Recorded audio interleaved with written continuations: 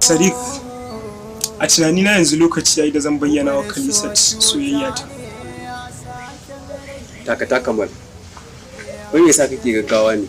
Kakka manta Sadiq, tun muna secondary school kake hana ni bayyana mata sirrin zuciyata. Ya kake so na yi ne Sadiq? Ko so kake sai wani abu ya same ni kana sai Khalisat ta gane ina son ta? Ba haka bane Kamal. Abin da yasa nake hana ka shine yayin da ka bijirowa da Khalisat soyayyarka, zaka rasa soyayyarta kuma zaka rasa alakar shakuwa tsakaninka kai da ita. Dan haka gaba a sannu da kanta Khalisat za ta miƙo ma soyayyarta. Gaskiya abokina ni na gaji. Kawai ka sama mun mafita, kawai ka gaya min me ya kamata. Ni kawai yanzu na gaji. To abinda zai iya faruwa akwai wani malami na zan yada ka da shi. Okay. Ka gane? Ta abin da ya kamata kawai zai iya ma. Ka gane?